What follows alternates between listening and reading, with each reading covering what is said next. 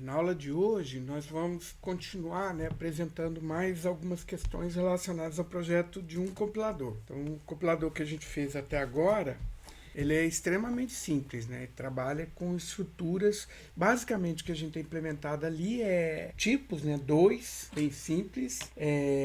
Trabalhamos também com a questão de algumas estruturas do tipo estrutura de repetição, né? Estrutura de condicional, estrutura de seleção, né? E atribuição, que é uma das operações básicas, né? Toda linguagem de programação, né? Uma coisa que a gente faz assim, de forma bem... Em toda linguagem vai ficar transferindo valor em posição de memória. Essas são as ações mais predominantes num programa, né? Então a gente recupera um valor, a gente processa esse valor, depois a gente armazena esse valor, né? Isso ocorre assim a todo instante quando um programa está sendo executado, né? Então a atribuição é uma operação fundamental para isso. Mas nós não tratamos assim coisas mais elaboradas, do tipo procedimento, função, né, subrotinas e outras questões relacionadas à localização de memória, né? A gente está trabalhando com localizações absolutas. Eu sei exatamente o lugar onde os valores estão, mas eventualmente eu vou estar trabalhando com a posição relativa, né? A partir de um registrador de base, né, eu faço um deslocamento a partir desse registrador de base e aí eu tenho acesso a um determinado valor, né? Então esse acesso relativo, né, de valores na memória é muito útil para implementar, por exemplo, acesso aos parâmetros, né, de uma função, o conceito de vetor, né? Tem então outros elementos aí que podem aparecer, né, na sintaxe de uma linguagem de programação e que a gente vai precisar de novos recursos, tá? Coisas que não foram tratadas até aqui. Então a ideia agora é apresentar extensões, né? Algumas operações extras, algumas instruções extras da máquina, né, que nos permitam trabalhar com endereçamento indireto, com chamada de subrotina, né? Que a gente faça a distinção entre o valor e o endereço da variável, né? Todas essas operações vão ser importantes aqui na hora que a gente for compilar, certo? Então vamos lá. O título que eu dei hoje é ambiente de execução. Na verdade, nós vamos. Ambiente de execução é um dos assuntos que eu vou tratar, né? Tem outros aqui. Então, eu vou apresentar hoje extensões no nosso compilador, né? Para possibilitar compilar outras estruturas, além de repetição, atribuição, entrada e saída e seleção, né? Então, uma primeira informação aqui importante para a gente começar a entender essa extensão é o seguinte. Na hora que a gente compila, a compilação é como se fosse um acordo, né? A tradução ela leva em consideração o ambiente em que aquele programa vai ser executado. Então, existe um compromisso entre o compilador, o sistema operacional e a arquitetura, né? O hardware, certo? Quer dizer, a gente compila para um hardware, a gente compila para um sistema operacional, né?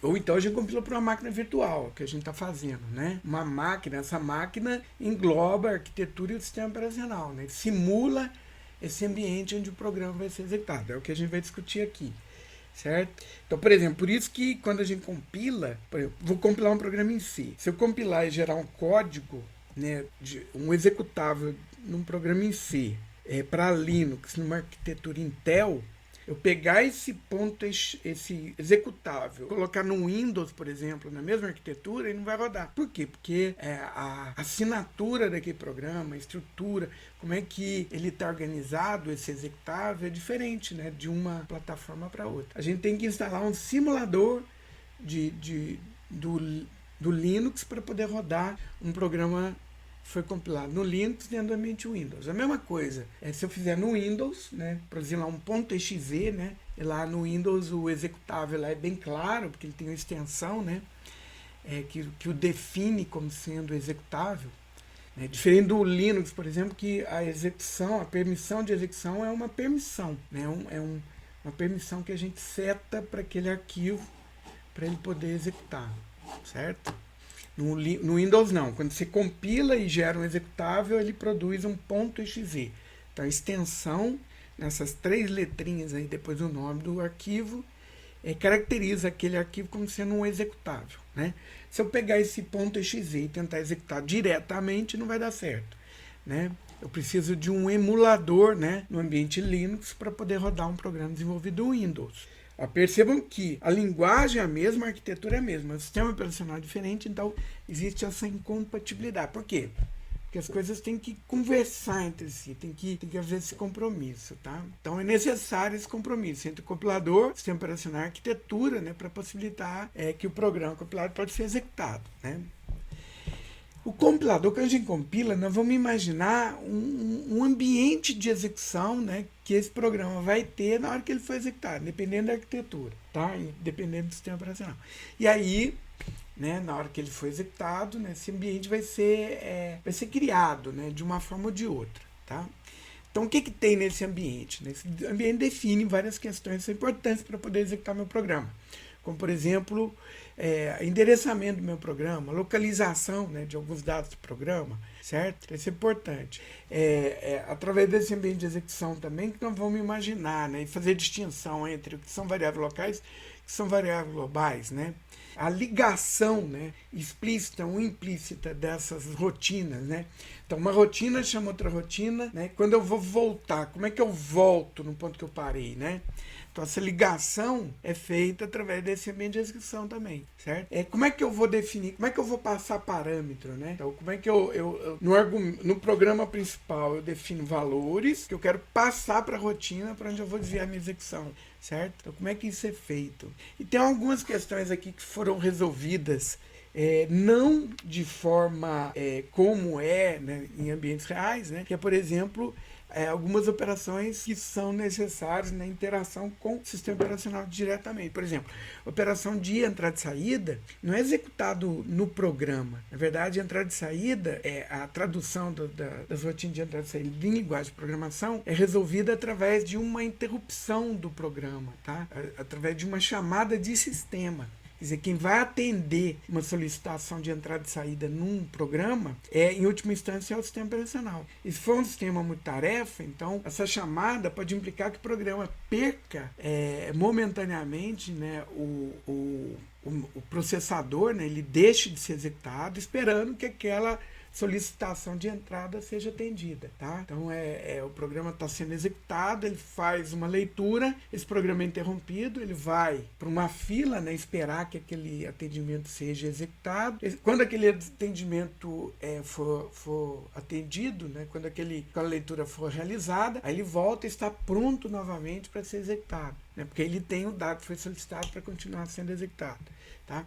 Então, essa interface com o sistema operacional, né, entrada e saída, por exemplo, é feita, também resolvida, né, imaginando esse ambiente de execução. Tá? Esse assunto aqui vocês vão encontrar no capítulo 7 do livro do Arro, certo? É basicamente o que a gente vai discutir aqui, né? E aí, pessoal, eu vou fazer um paralelo, né, desse ambiente de execução real com o ambiente de execução para a nossa máquina virtual. Tá? Essa máquina, de certa forma, simula, né, um sistema operacional e um hardware, né, com um conjunto de instruções bem limitado, certo? Então tá aqui o ambiente de execução, basicamente, né, essa abstração que a gente imagina, né, existir quando a gente está compilando o programa, né? Então basicamente, né, o programa é o que? Ele tem uma área de código, tem uma área, né, normalmente junto com o código, né, que a gente chama de região estática do código, que não muda, tá, pessoal? É estático porque assim, ele existe, está lá gravado no .exe, aquilo vai ser carregado do jeito que está ali para a memória para o programa ser executado. Tá? É estático.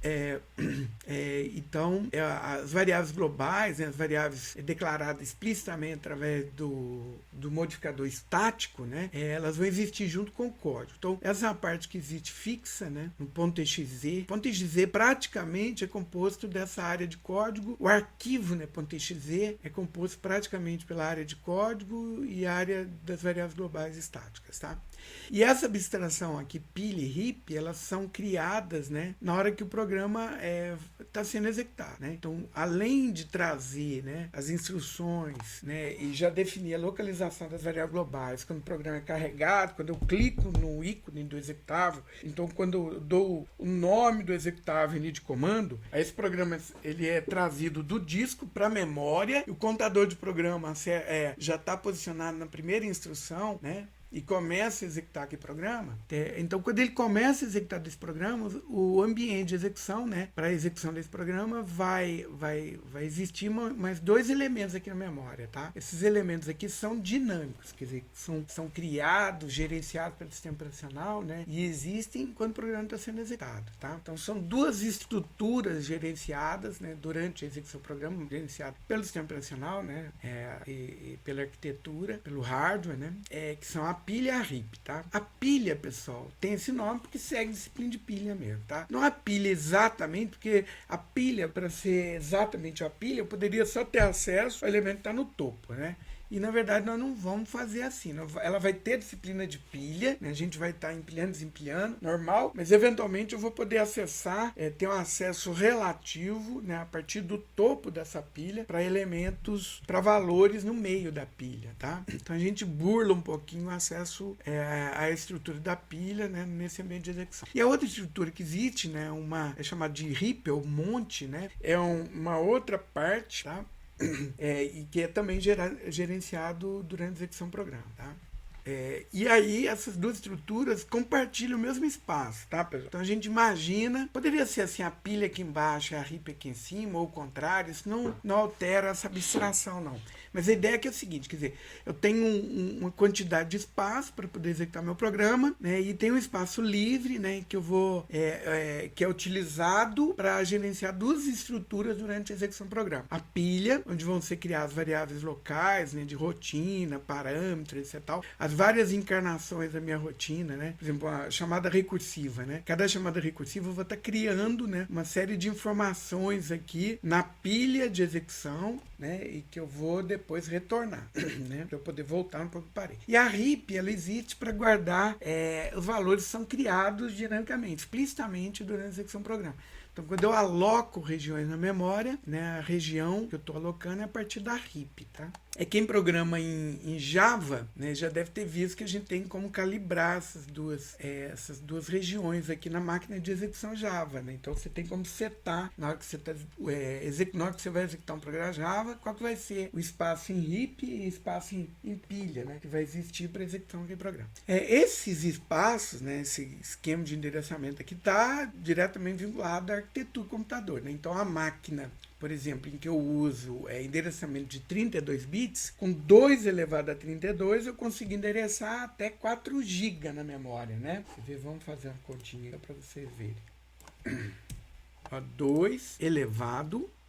cadê o elevado?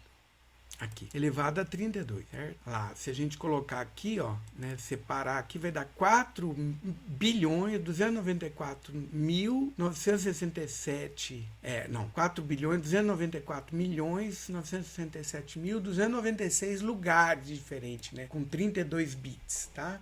Então, puxa vida, fiz aqui errado, né?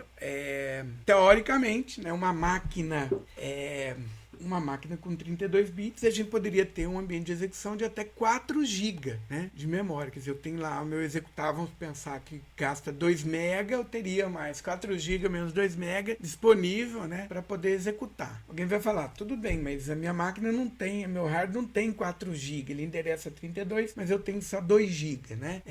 Aí, quer dizer, aí é o sistema operacional que vai fazer, né, efetivar, né, a execução do programa. Então, ele cria uma abstração através de paginação, segmentação, né? Ele vai trazendo a memória para o disco, do disco para a memória, quer dizer, e aí ele faz com que essa abstração aqui possa existir endereçando 4 GB. Tá? Como é que ele faz? Ele, por exemplo, pode ter 1 GB só na memória, então deixa lá 1 GB para executar o meu programa. Os outros 3 GB ele vai ficar grava no disco, traz para a memória, né, para fazer com que essa abstração exista. Agora, do ponto de vista de compilação, não tem que preocupar com nada disso. O sistema operacional que se lasque depois para fazer a execução do programa, né? O meu compilador vai produzir, né, essa porção estática aqui no meu código, e na hora de executar ele sabe que vai existir uma pilha e uma RIB para executar, tá? Como que isso efetivamente vai acontecer, não importa para o compilador, certo? Então vamos interpretar aqui, né, cada uma das regiões. A área de código, que contém o código do programa objeto, né? O tamanho dele é definido durante a compilação, né? Na verdade, o código .exe, pessoal, a gente não... Ele tem ainda uma assinatura, tá? Um preâmbulo, né? Tem um cabeçalho. O executável ele tem um cabeçalho. As informações nesse cabeçalho são informações que são para o sistema operacional que vai carregar aquele .exe, né? Aquele executável.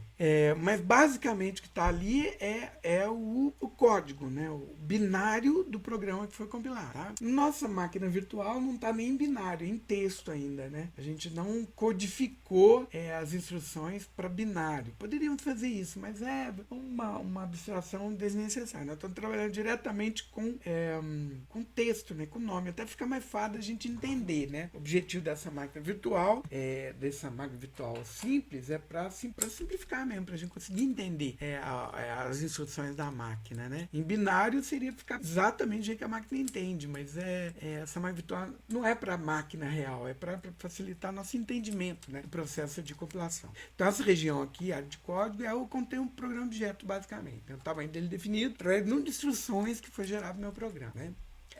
Por exemplo, em Java, né, esse tamanho, cada instrução ocupa um byte, né? Por isso que chama bytecode. Né? E aí o byte ali são 8 bits, né? Então a instrução da máquina virtual no Java é desenhada para ter são até 256 instruções, vamos pensar, e tem um desenho próprio, né? Por isso que os programas Java ficam tão pequenininhos também, né? Por conta esse esquema de codificação aqui, né? O código tem uma representação para fazer ocupar pouco espaço mesmo, né? Mas independente disso. Então, nessa região aqui está o programa, foi compilado, as instruções de máquina. Que vem em seguida são variáveis estáticas ou globais, né? Eles permanecem junto com o meu código, basicamente, tá? Aqui eu desenhei de baixo, mas, por exemplo, um ponto com, command.com, por exemplo, o desenho dele é diferente, tá? O desenho de um ponto com, quer dizer, a área as variáveis estáticas do ponto .com estão no início do código, tá? Então, na verdade, o ponto .com é assim, quer ver? Vou até desenhar ele aqui. Ponto .com, tá? Isso eu estou falando de ambiente Windows especificamente, mas é uma arquitetura interessante. Então ele é organizado assim, ó. Tem um jump no início do código, tá? Aí aqui vem as variáveis globais, são declaradas aqui. Aí lá na posição 100, por exemplo, né, no meu código, é que vai ter o código propriamente dito. Programa que está em linguagem de máquina, tá? Então tem esse salto aqui, ó, tá? Inclusive, por exemplo, tinha um vírus, né? Vírus de computador que atacava .com. Como é que ele fazia? Ele fazia assim, ó. Ele pegava e fazia assim, ó. Ele botava aqui, ele mudava só esse endereço inicial. Ele copiava o código dele aqui embaixo, ó, tá certo?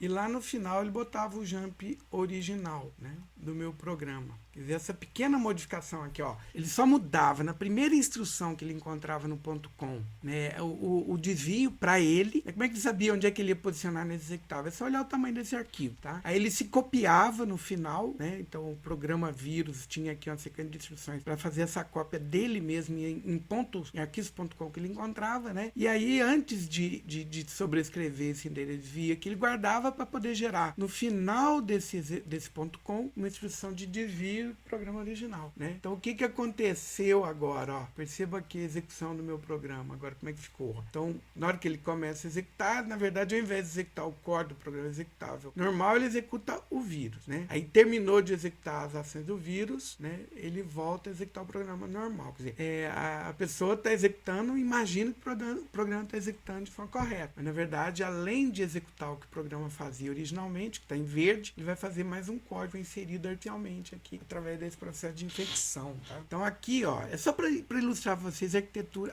o desenho, né? Como é que o arquivo.com, né? Como é que ele está estruturado, né? E como é que essas regiões aqui, essa parte que fica estática no meu código, como é que ela é organizada nesse arquivo? Como é que isso existe efetivamente, né?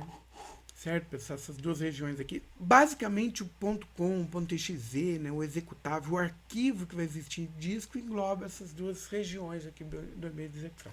a pilha e a RIP vão existir na hora que o programa está sendo executado. A pilha e a RIP, ela é usada para otimizar a utilização da memória. Aqui corresponde à região dinâmica para a execução do meu código. Né? Então aqui são criadas variáveis locais, as variáveis são alocadas dinamicamente, né? Contexto de rotinas e etc. Tá? A localização dos dados na memória em tempo de execução é uma questão importante para a gente gerenciar, né? Para gerenciar a memória. Né? Então a localização aqui é um dos temas que deve ser tratado nesse compromisso. Compilador, sistema operacional, arquitetura, para a gente poder compilar. Tá? Então o que está na memória estática é resolvido em tempo de compilação, o que está na memória dinâmica é resolvido em tempo de execução. Tá? Então é runtime e compile time. Né? Basicamente, esses dois momentos aqui, instantes, na vida de um programa, né? São importantes para a gente entender esses conceitos aqui de dinâmica e estado. Os dados dinâmicos são alocados na pilha ou RIP. Na pilha, a gente vai ter, basicamente, pessoal, as informações aqui, ó, durante a execução do programa. Dados da rotina que está sendo chamada, né? Variáveis locais, parâmetros, endereço de retorno, etc. Tal. É basicamente isso daqui, né? Então, a pilha de execução a gente usa para trabalhar com essas variáveis que vão existir durante a execução rotina. Né? A RIP são as variáveis que são alocadas dinamicamente, através de interação do usuário. Né? Então, quando lá em linguagem C a gente faz um malloc, né, a gente está solicitando o espaço da RIP para poder criar uma nova estrutura ou variável na memória, certo? Então, o null, por exemplo, lá em Java, né? Então, a gente está solicitando a criação, a reserva do espaço na RIP. O malloc, o null, assim como o read, né, o layer, ele não é resolvido, ele é resolvido através da chamada sistema também, tá? O sistema operacional é quem é encarregado de atender essas solicitações de memória durante a execução do programa, certo? Uma coisa interessante é o seguinte, quer dizer, alguns ambientes de execução podem implementar a rotina, por exemplo, de coleta de lixo, né? Por exemplo, o ambiente de execução, né? O interpretador da McVital Java, ele implementa essa coleta de lixo. Então, de tempo em tempo, né, uma thread, uma execução, né, um programa que executa paralelo ao meu programa, varre, né, as estruturas de memória para ver regiões que não estão sendo, que foram alocadas e não estão sendo marcadas e não podem ser acessadas a partir do meu programa. Certo? E aí ele libera esses espaços automaticamente. Por que dessa coleta de lixo? É para desobrigar, né, o programador de ficar alocando e desalocando, gerenciando a memória, né? Esses ambientes de execução que implementam essa coleta de lixo entendem que eles podem desobrigar o programador dessa tarefa de gerente de memória. O próprio ambiente de execução tem como perceber regiões que foram alocadas e que podem ser desalocadas automaticamente. Tá? Então vamos ver aqui a pilha de execução, árvore de ativação, etc. Tá? São as questões que a gente vai tratar aqui, né? Para poder implementar rotina agora. Tá? Essas questões eu vou estar agora desmembrando um pouquinho, né? O que é esse ambiente de execução, especificamente a pilha de execução, né? Para poder tratar de rotina, certo? Então, os compiladores que implementam rotinas, né, procedimentos, função, métodos, né, cada linguagem dá um nome diferente para esses pequenos conjuntos de código. Né? Então, os compiladores que implementam utilizam a pilha para gerenciar essas unidades de código. Tá? Quando a rotina é chamada, o espaço de memória na pilha de execução é alocado para os seus parâmetros, variáveis locais, contexto de retorno de execução, né, em que a rotina foi chamada, etc. Então, e esse espaço é desalocado quando a rotina termina. Então, basicamente, né, o que vai acontecer quando eu chamo uma rotina antes de eu desviar a execução para essa unidade de código, né, que é a rotina, eu vou ocupar um espaço da pilha de execução. Né? Nós vamos criar uma janela na pilha de execução referente a essa chamada da rotina. E quando eu termino de chamar essa rotina, as informações são desempilhadas. Né? Então é basicamente assim que acontece. Essas variáveis, esses lugares aqui são criados, né, para gerenciar a execução rotina, ela define um espaço de endereços relativos. Tá? Então, por exemplo, variável local, os parâmetros e etc., o endereço desses elementos aqui da minha rotina vão ser relativos a essa janela, esse quadro, né, na pilha de execução contém informações da minha rotina, tá? E aí funciona independente. Vocês vão ver. Inclusive, essa ideia é muito interessante, pessoal, porque a gente vai imaginar como é que a gente chama uma rotina e como é que essa rotina pode chamar outras e aí por diante, né? Só que essa mesma ideia depois pode ser empregada de forma direta, né, sem nenhuma adaptação, sem ter que mexer em nada, para poder implementar, por exemplo, chamadas recursivas, quer dizer, a rotina chamando ela mesma, né? Como é que a gente consegue isso? Através desse esquema aqui, né? Esse gerenciamento do espaço da pilha de execução para poder executar a chamada rotina. Então, a mesma coisa vai valer para quando eu chamar recursivamente a mesma rotina. Vai ficar mais claro através de uns desenhos que eu vou mostrar aqui, tá? O uso da pilha só é viável porque a chamada rotina se aninham durante a execução do programa, tá? Então, na verdade, assim, elas existem várias chamadas, a gente pode desenhar como se fosse uma árvore, né? Que a gente chama de árvore de ativação, né? E aí a execução do programa é o percurso em pré-ordem dessa árvore. É basicamente assim que a gente vai imaginar, né, o programa sendo executado e como é que vão existir, né, essas várias... como é que essa pilha vai estar sendo ocupada, né? A pilha vai estar sendo ocupada, a gente vai imaginar um percurso, né, nessa árvore até aquele momento da execução do meu programa, tá? Então, assim, essa é uma coisa interessante, pessoal. Vocês viram lá no sintático, né, que a gente consegue compilar e aí a gente tem estrutura dentro de estrutura, por exemplo, uma repetição dentro de uma repetição dentro de uma repetição, uma seleção dentro de uma repetição, né?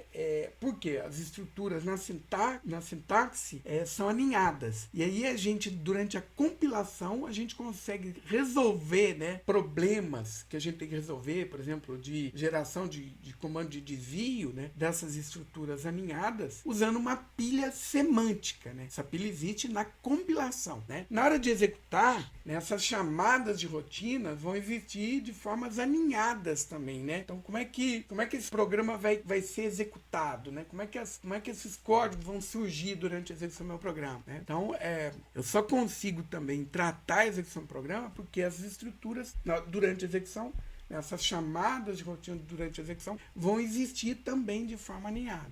Pode estar meio nebuloso, mas vai ficar mais claro na começar a apresentar uns desenhos aqui para vocês, tá? Então vamos imaginar aqui, ó, esse programa. Eu até estava procurando aqui no início da aula, acho que o Thiago Henrique já tinha até entrado e eu estava aqui buscando, mas eu não encontrei. Eu tinha implementado esse programa, já está aqui, tá, pessoal? Só que ao invés de ordenar, quer dizer, além de ordenar, eu estava produzindo na saída essas entra e sai aqui, só para a gente ver como é que funciona, né? Mas ao invés de fazer isso, eu vou mostrar para vocês através de um desenho, né? Eu não sei se vocês se lembram, mas existe uma rotina de ordenação que é baseada em recursão, né? Chamado Quicksort, né? Essa ordenação é baseada no seguinte, quer dizer, a cada momento, né, eu defino um valor pivô, né, um valor dentro do conjunto, que é o meu vetor, e aí eu divido esse meu vetor em dois pedaços, né?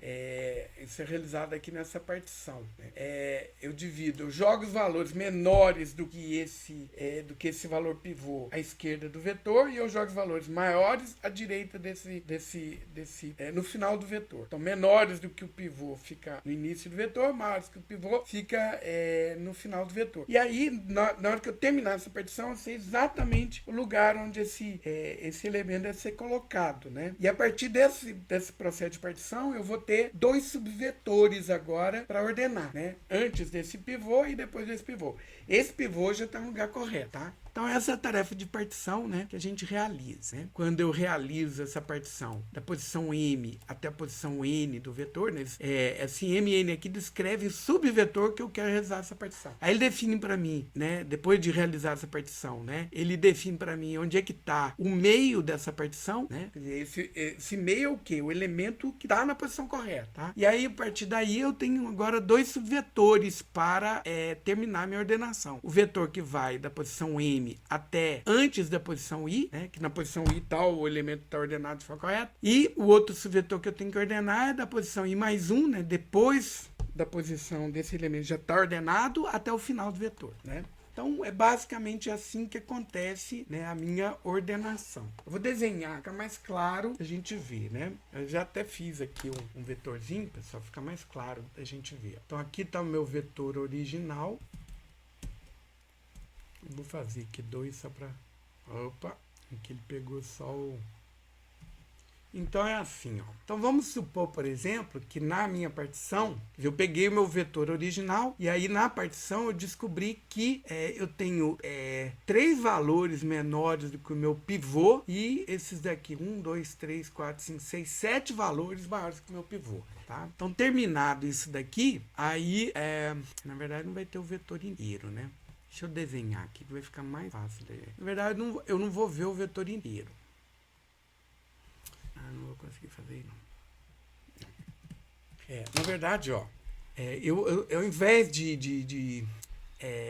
na verdade, eu tenho essas marcas aqui, o MN, que define para mim onde é que começa, onde é que termina, né? A partição que eu tenho que ordenar, certo? Então tem 2 elementos aqui, ó, e o M e o N aqui, né? Esse daqui é o I, ó. Então, quando eu terminei a partição, pessoal, no método de ordenação Quicksort, meu vetor está dividido em 2 pedaços, né? O I aqui já está na posição correta, então a esquerda de I está nos valores menores que I e a direita de I está nos valores maiores que I. Então, falta ordenar agora 2 vetores.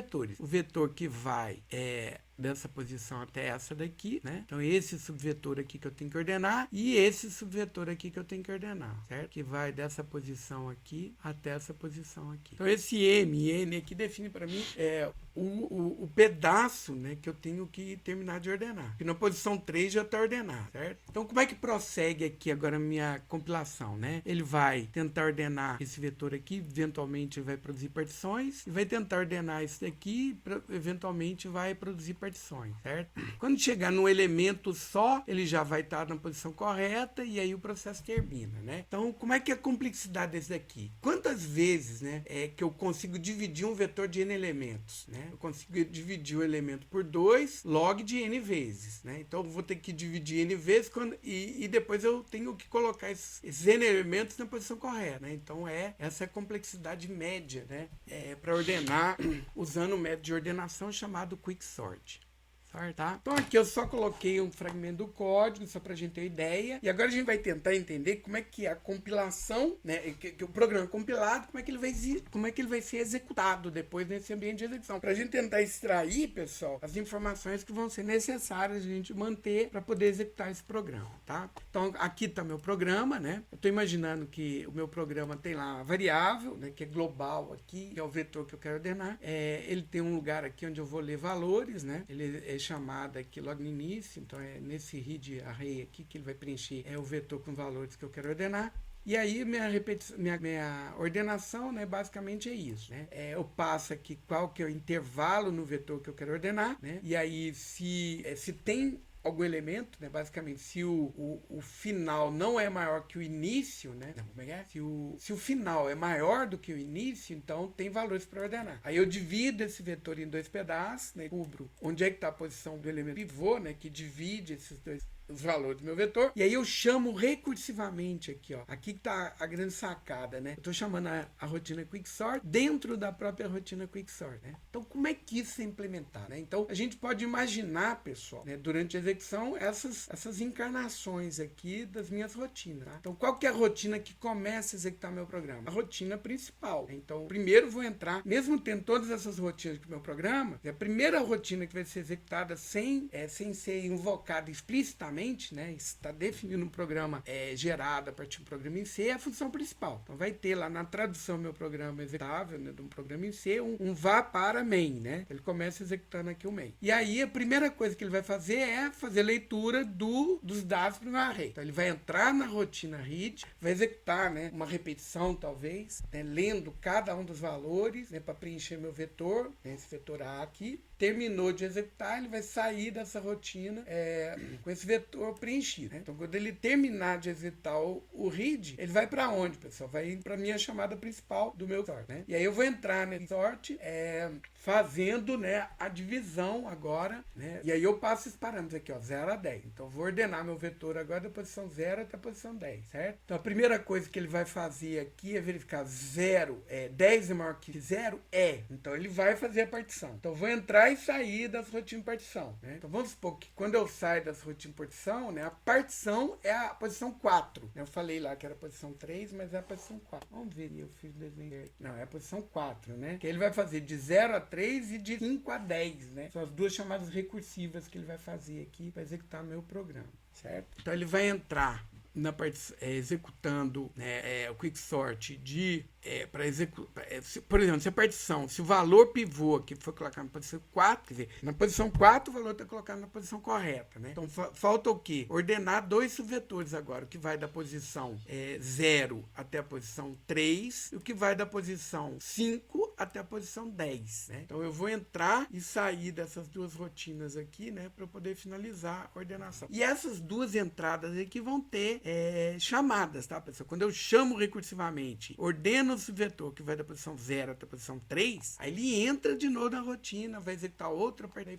Aqui não está desenhado, mas existem outras subdivisões aqui no meu código para poder executar essas chamadas recursivas, tá? A gente pode imaginar, né, essas execuções, aqui eu só estou colocando a assinatura da rotina que está sendo chamada, tá? E aí, para simplificar, ao invés de read array, né, eu coloquei o R, ao invés de chamar quicksort, eu estou chamando isso aqui, tá? Então, é assim que vai acontecer. Aqui que vai acontecer as chamadas, né? Então, quando eu chamei quicksort 0 a 10, ele chamou a partição. Quando eu terminei de chamar a partição, ele definiu qual que é o valor, a posição da partição, né? Onde é que o vetor de 0 a 10 foi dividido, né? Onde é que foi colocado o valor pivô, né?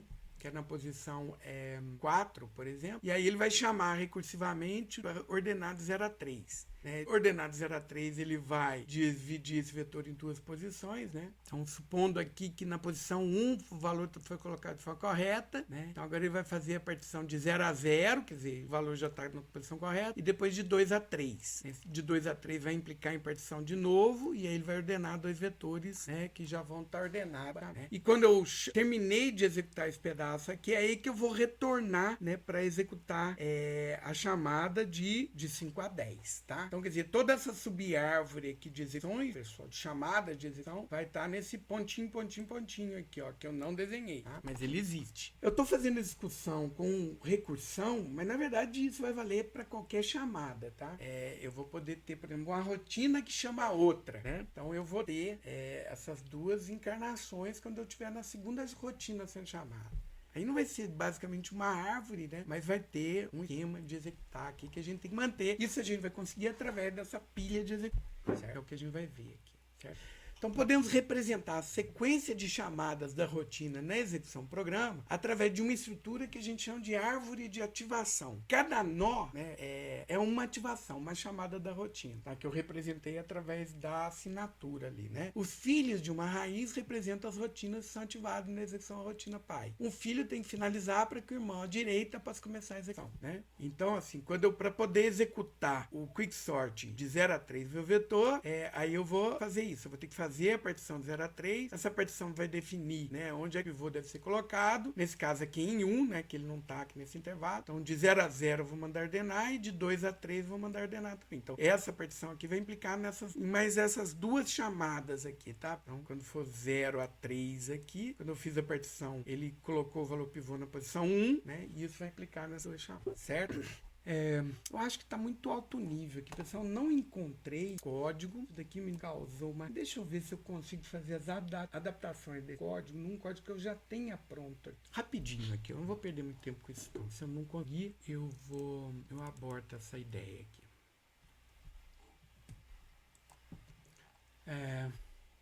Aí às vezes eu encontrei. Mas eu vou fazer a adaptação aqui, ó. Eu vou até deixar aqui junto com esse código aqui. Aqui, ó, pessoal, eu vou implementar isso daqui pra gente ver, tá? Então, eu vou fazer as adaptações aqui, ó. Meu partição não vai ir parâmetro.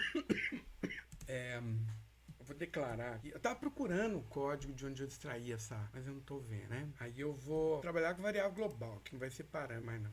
Aqui eu estou fazendo a partição. Aqui que eu estou jogando um valor de um lugar para outro. Tá?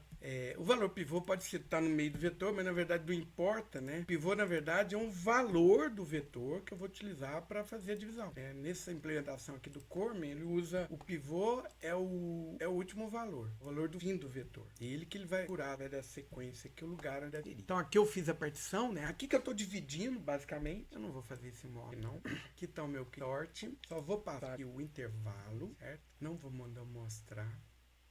Não vai esse próprio A, né? Ele também chama. Eu chamei de MN, né? Eu vou deixar MN, só para não mudar ali a ideia.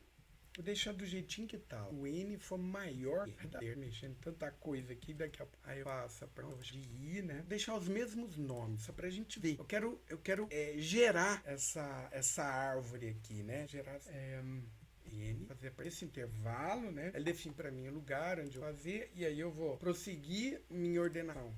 Da posição inicial até a posição antes do pivô, onde foi colocar o pivô, e eu vou fazer a ordenação agora da posição, depois que eu coloquei o pivô, até o final vetor, ordenação das metades aqui, certo? Eu não vou fazer a leitura, eu vou fazer um preenchimento aqui, ó, do vetor, para que não tem problema. Então, ó, eu já vou, inclusive, já preencher aqui, tá, pessoal? Poxa vida.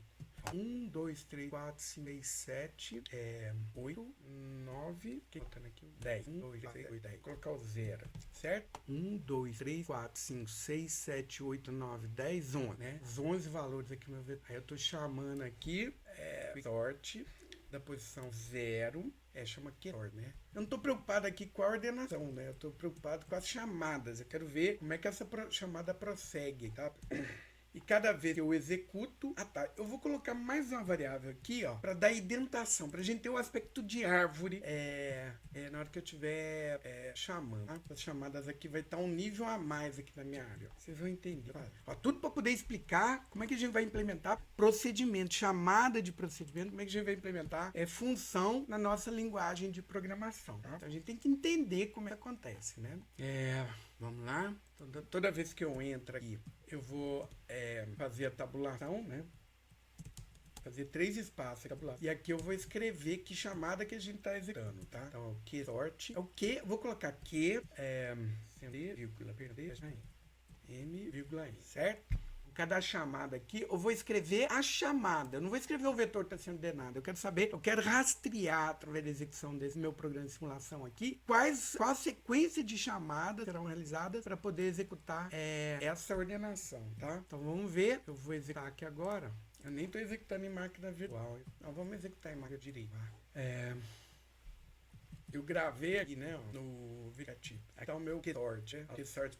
Então, GCC, QSort, menos O, QSort. Olha lá, ele fez, agora eu vou executar. Quando ele executa, olha aqui, ele está desenhando para mim a árvore, né? Para essa execução, ele fez essa sequência, ó. Aqui não ficou legal que o pivô já foi... o pivô vai ser colocado na posição 0, pessoal. E aí ele vai ordenar... de 0 a menos 1, ou quer dizer, essa chamada aqui significa que o 0 já está na posição correta. Aí ele vai ordenar um vetor de 1 a 10, ó, tá vendo?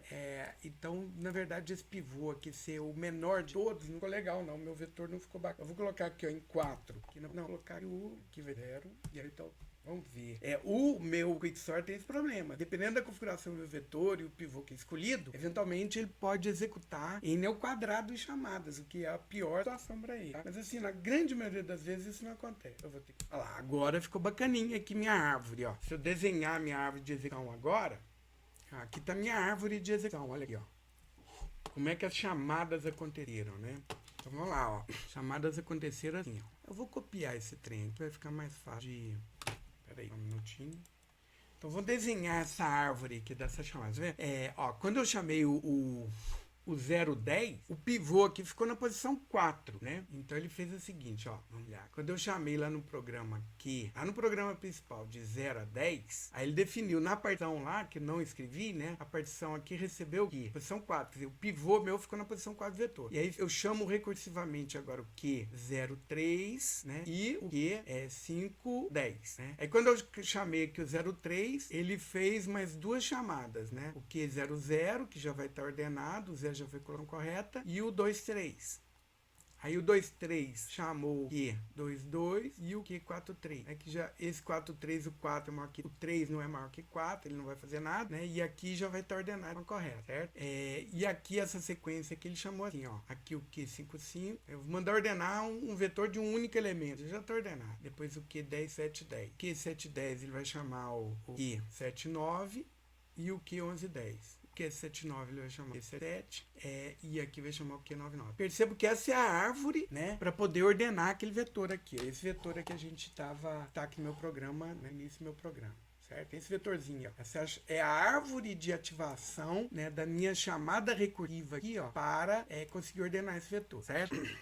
No final o vetor vai estar ordenado, né? Então é basicamente assim que a gente está representando essa execução, tá, pessoal? Então o código eu implementei para vocês verem, né? E eu mostrei essa árvore de execução aqui, né? Não de maneira assim, né? Até daria para construir a árvore, mas ao invés de fazer a árvore propriamente dita, eu escrevi ela aqui de um jeito que a gente consegue visualizar, né? Essa forma que a gente consegue visualizar a árvore, ó, né? Eu usei indentação aqui para representar aí essa descendência que existe aqui na minha árvore, certo? Então, cada nó representa a chamada rotina, os filhos representam as rotinas, são ativadas na execução rotina pai. Então, quando eu chamo Q3, 3, 10, por exemplo, ele vai fazer uma partição e a partir dessa partição vai fazer mais duas chamadas, né? Assim que acontece. Então, o filho tem que finalizar para que o irmão direita possa começar. Então, nessa árvore de ativação aqui, ó, então primeiro eu fiz a partição, né? Aqui eu não representei as partições, ó, mas todo lugar aqui tá tendo uma partição, tá? Né? O lugar aqui tem a partição que eu não, a chamada da partição, que eu não representei, né? Então, eu tô fazendo a partição e duas chamadas do quicksort, né?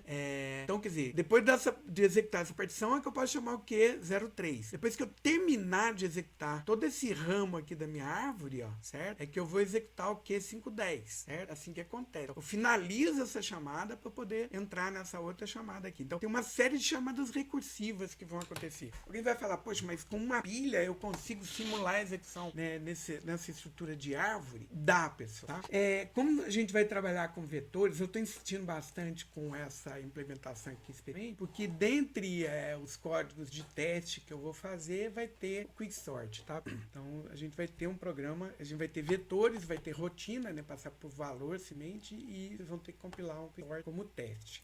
Através da pilha de execução, é possível simular, né, essa árvore de ativação. Por quê? Porque a sequência de chamadas corresponde a um percurso em pré-ordem na árvore de ativação. Isso daqui que eu mandei escrever, ó, se vocês pegarem, né, o percurso em pré-ordem, é exatamente o percurso em pré-ordem, né? Aqui, ó, na hora que eu codifiquei aqui no meu programa, perceba, ó, primeiro eu mando escrever que a ativação está sendo realizada para depois fazer as chamadas recursivas. O que é isso? Pré-ordem, né? Então as chamadas ocorrem em pré-ordem. A sequência de retorno corresponde ao percurso em pós-ordem na árvore, né? Como é que eu retorno? Né? Eu vou retornar nessa ordem aqui, ó. Né? Então o retorno ocorre assim, ó. Primeiro eu faço o retorno dessa partição para poder fazer a chamada Q03. Eu retorno dessa partição para poder fazer a chamada Q00, né? Aí eu vou fazer essa partição para poder fazer a chamada Q23, para poder fazer a chamada Q43, para poder finalizar essa chamada, tá vendo? Ó? Se a gente acompanhar como é que eu tô finalizando as chamadas, é pós-ordem, né? Das folhas para a raiz, tá vendo? Isso é pós-ordem, para poder finalizar essa chamada. Então, o final, encerramento dos retornos das chamadas ocorre fazendo um percurso em pós-ordem nessa árvore de ativação. Né? Para ativação da rotina filha, as rotinas ativas vivas são aquelas que estão no caminho. Né? Então, quando eu estou nessa rotina aqui, ó, vou botar mais uma cor aqui, ó. Quando eu estou nessa rotina aqui, quais as rotinas que estão ativas, ó, pessoal? Essa e essa. Quer dizer, eu já finalizei essa e eu não fiz essa ainda. Então, essas são as rotinas ativas, né? Como é que eu sei quais são as rotinas que estão ativas? É na pilha de execução, né? É o caminho na árvore de ativação da raiz, né? Da primeira chamada até essa chamada aqui que eu estou tratando, tá? Então, essa árvore de ativação dá essa visão pra gente, né? E o que a gente guarda de cada uma das chamadas? A gente guarda basicamente... para poder implementar, para a gente poder realizar, né, e representar esses vários momentos aí, né, não de forma explícita, mas implícita, executando uma pilha, minha árvore de ativação, nós vamos precisar do que a gente vai chamar de registro de ativação, né? Então, quando a rotina estiver ativa, eu tenho que manter na pilha de execução uma série de informações referentes àquela rotina. Quais são as informações? Quais são os parâmetros da rotina, né? Qual que são os valores que eu vou retornar dessa rotina? Qual que é o elo, né, de controle estático? Qual que é a ligação dessa rotina com a rotina anterior, né, e etc. Qual que é o estado da máquina salvo, né? Então, antes de entrar na rotina, eu vou salvar o estado da máquina para poder retornar na mesma configuração quando a rotina for finalizada, tá? Quais são as variáveis locais, quais são as variáveis temporárias, tá? Então, as chamadas e os retornos da rotina são gerenciados através dessa pilha de execução. Como é que a gente vai fazer isso? Mantendo, né, as informações da rotina que está sendo chamada na pilha de execução. Quais informações? Essa que eu acabei de escrever, tá? Cada rotina de execução, rotina ativa, mantém essas informações na pilha. O conjunto de informações da rotina de execução que está ativa, né, está sendo executado, nós damos o nome de registro de ativação, ou frame, ou janela de execução, etc. Tem vários nomes que vocês vão encontrar. No livro do Arro, acho que está com esse nome aqui, registro de ativação. A pilha contém o registro de ativação das rotinas vivas, correspondendo ao caminho na árvore de ativação da raiz até a rotina execução. Na pilha, nós não vamos ter que armazenar a árvore toda, tá? Quando eu estiver executando a rotina Q22, na pilha eu só vou ter os registros de ativação desse caminho aqui de execução, tá? Q010, Q03, Q23 e o Q22 está sendo ativo. Está no topo da pilha de ativação, da pilha de execução. O registro de ativação Q22 vai estar no topo da pilha de execução quando essa encarnação da rotina estiver sendo executada. O registro de ativação da rotina e execução aparece no topo da pilha, foi o que eu acabei de falar, certo? Que são essas informações que eu tenho que manter na pilha de execução, que a gente chama de registro de ativação, né? Eu vou detalhar cada um dos elementos, tá? Então, temporários são os valores usados na avaliação de expressão, né? Então, na pilha de execução, por exemplo, para fazer uma soma, eu não empilho os valores para depois somar, quer dizer, quando eu mando executar, os valores não estão empilhados. Então, na pilha de execução, os valores temporários vão estar aqui. O que vem em sequência são as variáveis locais, né, da rotina que está sendo chamada. Então, cada vez que eu chamo rotina, as variáveis locais são recriadas, tá, pessoal? Aí alguém vai falar, poxa, mas não vai misturar com a mesma rotina que foi chamada anteriormente? Não, porque o endereço das variáveis locais vai ser relativo, né, ao meu registro de ativação, né? Então, o registro de ativação é a rotina que está sendo executada naquele momento, né? Então, as variáveis locais são relativas a esse registro de ativação. Então, quando eu estiver associando as variáveis locais da chamada Q22, as variáveis locais das variáveis Q23, Q03, Q010 existem na pilha de execução também. Só que elas não são acessadas. Eu só consigo acessar as variáveis locais de Q22 na chamada Q22, certo? O estado da máquina salvo, tá? Então, antes de executar, o que vai ser a chamada, ó? Em última instância, a chamada vai ser um desvio para a implementação da minha rotina. Vai ser um desvio sempre para a implementação da minha rotina. Só que, antes de chamar a minha rotina, eu vou salvar, né, a configuração da máquina, tá?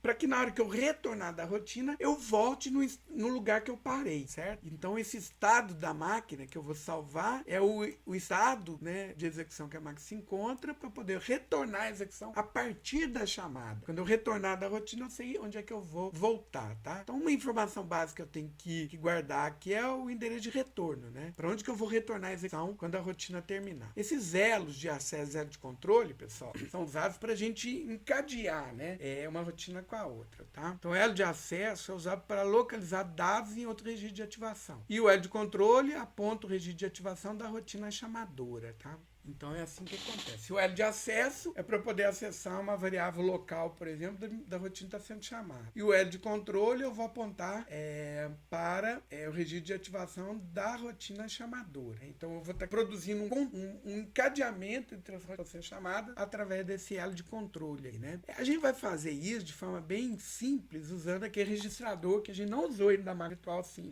que é o registrador D, tá? Esse registrador D que vai definir o contexto, né, que vai definir, de certa forma, né, esse registro de ativação, tá? Então, a informação dele que vai, através da informação dele, que a gente vai produzir esse elo de controle. Valores retornados, né, vão estar na pilha também. Normalmente não vai estar aqui, vamos ver, mas não, a rotina pode retornar valor. Então, antes de chamar a rotina, eu já defino na pilha de execução um lugar onde eu vou guardar esse valor que vai ser retornado, tá? E os parâmetros reais, né, também vão ocupar lugar baseados na rotina, tá? Parâmetros reais são os argumentos, né? São os valores que eu vou passar para a rotina. Como é que eu faço essa transferência dos argumentos para os parâmetros da minha rotina? Eu coloco esses valores na pilha de execução. Quando eu desvio a execução, esses valores os valores vão estar nos lugares onde vão existir os parâmetros da rotina que começa a ser executada, né? Então, quem que vai definir onde é que essas variáveis... quer dizer, na verdade, a alocação dos parâmetros é feita através desses argumentos que a gente vai empilhar na pilha de execução, né? Pessoal, estou gerando uma série de informações aqui. Eu imagino que está meio nebuloso ainda, mas tudo vai ganhar corpo na hora que eu começar a implementar essas ideias, tá? Por enquanto, vamos só tentar imaginar, né, esses conceitos aqui, né? Isso aqui vai fazer mais sentido na hora que a gente implementa, bem? Então, olha só. Aqui, de novo, eu peguei aquela minha árvore de ativação, né? E agora eu estou representando a pilha de execução, certo? Então, por exemplo, quando eu estou aqui, ó, quando eu estou executando o Q00 aqui, ó, né? Então, o que vai estar na pilha de execução? Ó? Então, vamos imaginar como é que essa execução acontece, né? Então, estou executando lá meu programa principal, ele manda ler os valores para o meu registro, para o meu vetor, depois terminou a leitura, ele volta para o programa principal, executando a chamada da rotina de ordenação. Quando eu entro na primeira chamada da rotina de ordenação, ele vai fazer a partição, terminou de executar essa partição, ele vai fazer a chamada do Q03. Né? Então, quando ele entra na chamada do Q03, ele vai fazer a partição, terminou de fazer a partição, agora ele vai fazer a chamada do Q00. Então, aqui eu estou representando, pessoal, o registro de ativação na pilha de execução na hora que eu estou executando esse Q00 aqui, tá? Na verdade, na hora que eu estou executando esse Q03 aqui, né? Então, eu estou aqui no Q03 depois que eu executei essa partição. Eu voltei para o Q03, agora eu vou fazer a chamada do Q00. Então, agora eu vou inserir aqui o registro de ativação na pilha de execução da minha chamada Q00, certo? Ele existe. Na hora que eu terminar, ele vai retornar aonde? No Q03 de novo. Vai retornar depois dessa chamada Q00. Então, o endereço de retorno a gente ainda vai ter que calibrar, né? Eu vou retornar não na chamada, senão eu vou entrar no loop sem fim. Eu vou retornar na próxima instrução. Então, na hora que eu for guardar aqui, ó, o endereço de retorno, eu não vou guardar o endereço da instrução. Eu vou guardar o endereço da próxima instrução que deve ser executada quando a rotina for retornada. Certo? Então, olha só, aqui está a minha árvore e como é que para cada instante aqui da minha árvore, como é que vai estar a pilha de ativação. Né? Como é que vai estar a pilha de execução. Né? Então, quer dizer, na verdade, a árvore não vai existir de forma completa, né? Ela vai existir, a gente vê, quer dizer, toda a execução do programa é minha árvore, mas a cada instante eu só vou ter um caminho nessa árvore aqui, né? Representado na minha pilha de execução, tá? Eu vou ter o registro de ativação das rotinas que foram chamadas e que ainda estão pendentes, tá, pessoal? Então, a rotina M aqui, o programa principal, está pendente por quê? Porque eu chamei, mas não retornei ainda do Q010, né? O Q010 está pendente por quê? Porque eu chamei o Q03, mas eu não retornei dele ainda. Quando eu retornar, aí eu volto pro Q010 executando o Q510, ó, tá vendo? Assim que acontece, né? E isso eu simulo na minha execução através dessa pilha de execução. Eu simulo isso através da pilha de execução, guardando as informações necessárias para que eu possa executar o que vem para baixo, né? Eu vou inserindo um novo registro de ativação aqui na pilha de execução, e na hora que eu termino, eu retomo na pilha de execução, né? Eu desempilho aqui o registro de ativação e retomo, né, o registro de ativação da rotina que foi interrompida. Está ativa ainda, né? Que foi interrompida para execução da rotina que vem sequência, certo? Então é assim que acontece, tá? Entenderam aqui, pessoal? Vocês têm pelo menos uma ideia de como as coisas vão acontecer? Eu imagino que tem algumas dúvidas, né? Mas a ideia principal é essa, tá? Então, para poder implementar a rotina, nós vamos ter que ter esses outros conceitos aqui, né? E esse negócio da rotina vai ser implementado através dessas informações que a gente vai guardar durante a execução do programa. Então, essas informações aqui a gente vai guardar e mais um conjunto de instruções, né? Que a gente vai precisar para poder gerar e utilizar essas informações que a gente vai colocar na pilha, nós vamos conseguir implementar a rotina, né? Certo? Então, eu não vou entrar nesse assunto aqui, só para ficar bem, para dividir o assunto legal, né? Eu falei sobre ambiente de execução, agora eu vou falar sobre a extensão da máquina propriamente dita. Tá? Então, vou mostrar mais algumas instruções que a gente vai precisar para poder implementar procedimentos. Né? E aí eu vou fazer um paralelo desse registro de ativação com o registro de ativação que a gente vai implementar efetivamente na nossa máquina virtual, sim. Tem algumas coisas que não vai existir. Por exemplo, esse controle de acesso aqui não vai ir, tá? Os dois vão estar representados nesse único aqui elo de controle, certo? Então eu vou mostrar para vocês esse paralelo agora, né? Entre conceito de registro de ativação, área de liberação. Como é que a gente vai implementar efetivamente é o que eu vou fazer na aula de amanhã, tudo bem? Eu não vou misturar não, para não ficar muito carregado na aula de hoje. Bem, pessoal, dúvidas? Eu imagino que algumas, né? Eu sugiro a leitura do capítulo 7 lá do Arro.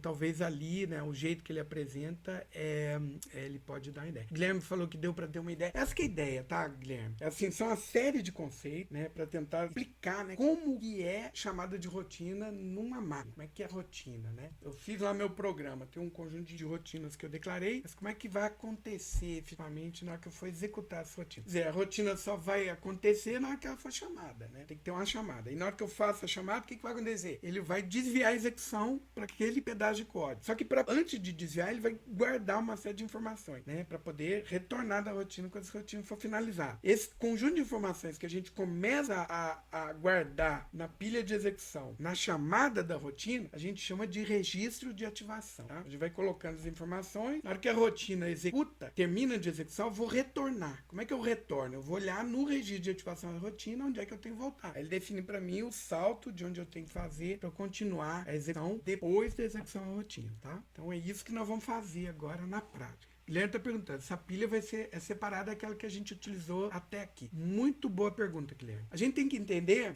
né, o processo aqui, são 2 momentos aqui do programa, tá?